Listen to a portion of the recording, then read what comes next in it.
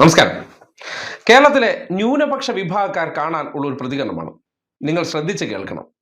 കാര്യം തെരഞ്ഞെടുപ്പ് അടുത്ത കാലഘട്ടത്തിൽ കേരളത്തിൽ ഇടതുപക്ഷത്തിനെതിരെ പലതരത്തിലുള്ള സംഘപരിവാർ ചാപ്പ കുത്തിക്കൊണ്ട് ന്യൂനപക്ഷങ്ങളെ തെറ്റിദ്ധരിപ്പിക്കാൻ വേണ്ടി പരിശ്രമം നടക്കുകയാണ്. ആ സന്ദർഭത്തിലാണ് ഇപ്പോൾ കേരള സ്റ്റോറി 2 എന്ന സംഘപരിവാറിന്റെ പ്രൊപ്പഗാൻഡ സിനിമ കടന്നു വരുന്നത്. ആ പ്രൊപ്പഗാൻഡ സിനിമയ്ക്കെതിരെ നിലപാടെടുത്തതിന്റെ പശ്ചാത്തലത്തിൽ ഇന്ന് ആ സിനിമയെ ന്യായീകരിക്കാൻ വേണ്ടി BJP സംസ്ഥാന അധ്യക്ഷനായിട്ടുള്ള രാജീവ് ചന്ദ്രശേഖരൻ മാധ്യമങ്ങൾക്ക് മുന്നിൽ വന്നു. അദ്ദേഹത്തിന്റെ ഒരു പ്രതികരണം നിങ്ങളെ ഞാൻ കേൾപ്പിക്കുകയാണ്. ആ പ്രതികരണത്തിനിടയിൽ അദ്ദേഹം മുഖ്യമന്ത്രി പിണറായി വിജയനെതിരെ ശക്തമായി ആഞ്ഞടിക്കുന്നുണ്ട്. മുഖ്യമന്ത്രി പുതിയ പടത്തിന്റെ ട്രെയിലറിനെതിരെ ശക്തമായി പ്രതികരിച്ച പശ്ചാത്തലത്തിലാണ് രാജീവ് ചന്ദ്രശേഖരന്റെ ഒരു പ്രതികരണം. നിങ്ങൾ അതിൽ ശ്രദ്ധിക്കുക.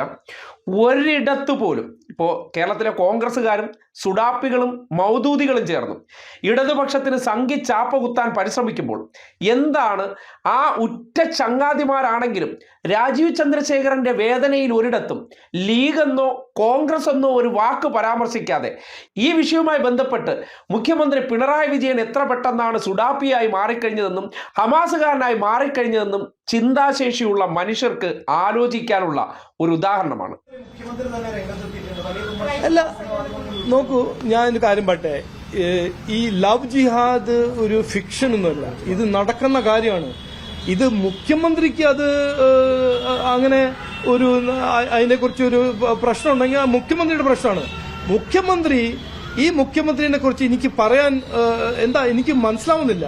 ഇദ്ദേഹം ഹമാസ് വന്ന് നമ്മളെ കുട്ടികളെ റാഡിക്കലൈസ് ചെയ്യാൻ വരുമ്പോൾ അത് അദ്ദേഹം ഫ്രീഡം ഓഫ് സ്പീച്ചായും ഫ്രീഡം ഓഫ് എക്സ്പ്രഷനായിട്ട് പിന്തുണ കൊടുക്കുന്നു. മറ്റൊരാരെങ്കിലും ഈ ലവ് ജിഹാദിനെ കുറിച്ച് ഒരു പിക്ചർ ഉണ്ടാക്കുമ്പോൾ എവിടെ പോയി ആർട്ടിക്കിൾ 19, എവിടെ പോയി ഫ്രീഡം ഓഫ് എക്സ്പ്രഷൻ? ഇതെല്ലാം ഒരു സെലക്റ്റീവ് ഇന്റർപ്രിട്ടേഷൻ അല്ലേ? ഭരണഘടന ആണെങ്കിൽ എല്ലാവരും അതിന് കൺസിസ്റ്റന്റ് ആയിട്ട് ഫോളോ ചെയ്യണം. ഹമാസ് ഇവിടെ വരുമ്പോൾ അദ്ദേഹത്തിന് ഒരു പ്രശ്നമില്ല. അപ്പോൾ ഫ്രീഡം ഓഫ് എക്സ്പ്രഷൻ വലിയൊരു ഇഷ്യൂ ആണ്. ഇവിടെ നടക്കുന്ന പാർലമെന്റിന്റെ പുറത്ത് അവരുടെ MPമാരെല്ലാം ഫാസിസം എന്ന് പറഞ്ഞ് നടക്കുന്നത് എന്തിനാ? ഭരണഘടന എടുത്ത് നടക്കുന്നത് എന്തിനാ? അപ്പൊ ഇവിടെ ഈ നാട്ടിൽ പിക്ചർ ലവ് ജിഹാദിനെ കുറിച്ചൊരു പിക്ചർ ഉണ്ടാക്കാൻ ആർക്കും അവകാശമില്ലേ? അല്ല, ബഹുമാനപ്പെട്ട മുഖ്യമന്ത്രിക്ക് അത് ഇഷ്ടമല്ലെങ്കിൽ കാണണ്ട. ആരാണ് നിർബന്ധിക്കുന്നത്? അല്ല, അത് ഒരാള് പിക്ചർ ഉണ്ടാക്കുന്നു, അത് അദ്ദേഹത്തിന്റെ അവകാശമല്ലേ ഒരു പിക്ചർ ഉണ്ടാക്കാൻ.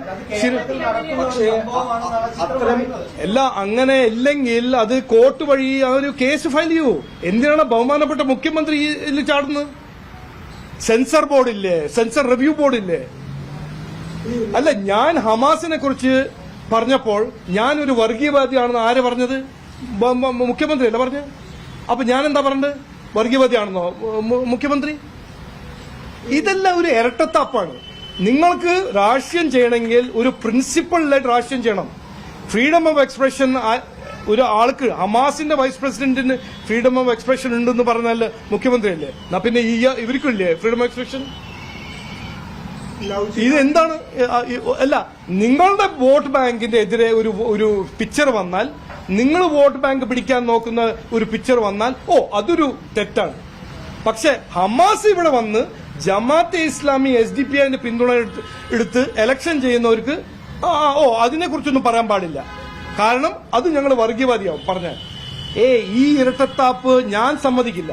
BJP NDA സമ്മതിക്കില്ല. ഇതിനെക്കുറിച്ച് ഡിബേറ്റ് ചെയ്യാൻ ധൈര്യം ഉണ്ടെങ്കിൽ ഡിബേറ്റ് ചെയ്യാം. ഞാൻ മാധ്യമ സുഹൃത്തോട് പറഞ്ഞു, ഇക്കോണമിയാണോ വർഗീയവാദിയാണോ മതേതരത്വമാണോ, ഞങ്ങൾ ഓരോരോ ഇഷ്യൂ ഡിബേറ്റ് ചെയ്യാൻ തയ്യാറാണ്. ബഹുമാനപ്പെട്ട മുഖ്യമന്ത്രിയോട് പറയൂ ഇറങ്ങി വരാൻ. ഇതിനെക്കുറിച്ച് ഞങ്ങൾ ചർച്ച ചെയ്യാൻ തയ്യാറാണ്, ഒരു ഡിബേറ്റ് ചെയ്യാൻ തയ്യാറാണ്. ആരാണ് ഇവിടെ വർഗീയവാദി, ആരാണ് ശരിക്കും ഭരണഘടനാ പ്രകാരം എല്ലാവരോടൊപ്പം എല്ലാവർക്കും വേണ്ടി പ്രവർത്തിക്കുന്ന ഏത് രാഷ്ട്രീയ പാർട്ടിയാണ്? ഞങ്ങൾ ഡിബേറ്റ് ചെയ്യാൻ തയ്യാറാണ്. കേട്ടല്ലോ, ഒരു പ്രൊപ്പഗൻഡ സിനിമയുടെ ട്രെയിലർ വന്നതിന് ശേഷം മുഖ്യമന്ത്രിയുടെ പ്രതികരണത്തിൽ വല്ലാത്ത പൊള്ളലേറ്റിട്ടുണ്ട്. അദ്ദേഹം ഹമാസുകാരെ മുഖ്യമന്ത്രി ന്യായീകരിക്കുന്ന വ്യക്തിയാണ്. പല ഉദാഹരണങ്ങളും അതിനെ സംബന്ധിച്ച് പറയുന്നുണ്ട്. ഹമാസുകാരുടെ അഭിപ്രായ സ്വാതന്ത്ര്യത്തിന് മുഖ്യമന്ത്രി വകവെച്ചു കൊടുക്കുന്നു. അപ്പോൾ സ്വാഭാവികമായിട്ട് ഈ ഹമാസ് എന്ന് ഉദ്ദേശിക്കുന്ന ആരെയാണ്? ഈ നാട്ടിൽ കോൺഗ്രസ്സുകാർക്ക് അത്തരം അഭിപ്രായമില്ല, ലീഗുകാർക്ക് അഭിപ്രായമില്ല. അവർക്കെതിരെ സംഘപരിവാറിന്റെ അല്ലെങ്കിൽ BJPയുടെ സംസ്ഥാന അധ്യക്ഷനായിട്ടുള്ള വ്യക്തിക്ക് ഒരു പരാതിയുമില്ല. ഇവിടെ പ്രതിപക്ഷം എന്നൊരു സംവിധാനമുണ്ട്. അവരൊക്കെ ആരാണ്? ഞങ്ങളുടെ നിലപാടിനൊപ്പം നിൽക്കുന്നവരാണ്. ഈ പ്രതിഷേധം എന്ന പേരിലോ അല്ലെങ്കിൽ ഈ ഒരു സംഭവത്തിനെതിരെ പ്രതിഷേധിച്ചു അല്ലെങ്കിൽ പ്രതികരിച്ചു എന്ന് വരുത്തി തീർത്തുകൊണ്ട് എന്തെങ്കിലുമൊക്കെ ചില വാചകങ്ങൾ എഴുതിയിട്ടതിന് ശേഷം അവർ ആ വിഷയം ഓൺ ചെയ്യാതെയോ അതിനെതിരെ ശബ്ദമുയർത്താതെയോ മാധ്യമങ്ങൾ ഉൾപ്പെടെ ശക്തമായ പ്രതികരണം നടത്താതെയോ അല്ലെങ്കിൽ ഫീൽഡിൽ ഈ വിഷയവുമായി ബന്ധപ്പെട്ട് അവർക്ക് ന്യൂട്രലാണ്. അവരും വേണം ഇവരും വേണം. പക്ഷേ ഇടതുപക്ഷം സ്വീകരിക്കുന്ന ഒരു നിലപാട്, ഇവരാണ് പറയുന്നത് ന്യൂനപക്ഷ വർഗീയത, ഭൂരിപക്ഷ വർഗീയത. പക്ഷേ ഇതൊന്നും നടത്താത്തവരെ സംബന്ധിച്ച് ആർക്ക് പരാതിയില്ല? അതായത് മതേതരരെന്ന് സ്വയം അവകാശപ്പെടുന്ന കോൺഗ്രസിനെതിരെ ഈ നാട്ടിൽ സംഘപരിവാറിന് ഈ വിഷയത്തിൽ ഒരു പരാതിയില്ല. പ്രതിപക്ഷ നേതാവാണ് ഏറ്റവും വലിയ മതേതരൻ എന്നാണ് ഇവർ പറയുന്നത്. അയാളെക്കുറിച്ച് ഒരു വാക്ക് പോലും രാജീവ് ചന്ദ്രശേഖരൻ പറയുന്നില്ല. ഒരു പത്രസമ്മേളനത്തിൽ അദ്ദേഹത്തിന് പിണറായി വിജയനാണ് ഏറ്റവും കൂടുതൽ ആക്രമിക്കേണ്ടത്, മുമ്പ് അദ്ദേഹത്തെ പിണറായി വിജയൻ വർഗീയവാദിയാക്കിയത്രേ.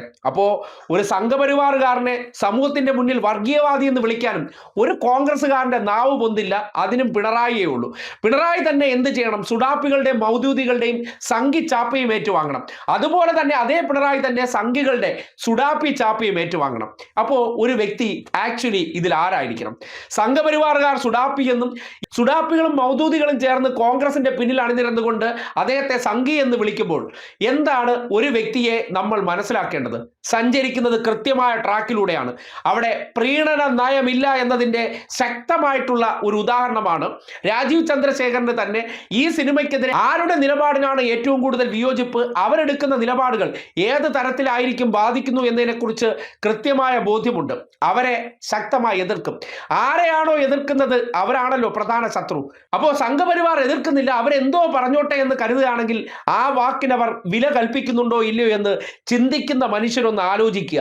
ഈ തെരഞ്ഞെടുപ്പ് കാലഘട്ടത്തിൽ സുരക്ഷിതമായ ഇടങ്ങളിൽ ഇരുന്നിട്ട് ഇവിടെയും കൂടി സംഘപരിവാറിന്റെ മണ്ണാക്കാൻ വേണ്ടി സുഡാപ്പികളും മൗദൂദികളും ചേർന്ന് ന്യൂനപക്ഷങ്ങളെ ഒറ്റുകൊടുക്കാൻ വേണ്ടിയുള്ള ശ്രമങ്ങൾ നടത്തുമ്പോൾ ദയവായി ഇതൊക്കെ കണ്ടിട്ട് തിരിച്ചറിയുക. അല്ലെങ്കിൽ നിങ്ങൾ സ്വയം കുഴിയിലേക്ക് ചെന്ന് ചാടുന്നു എന്നുള്ളൊരു യാഥാർത്ഥ്യം മനസ്സിലാക്കണമെന്നൊരു അഭ്യർത്ഥന മാത്രമാണ് ഇത് കാണിച്ചുകൊണ്ട് നിങ്ങളുടെ മുന്നിലേക്ക് വയ്ക്കാനുള്ളത്.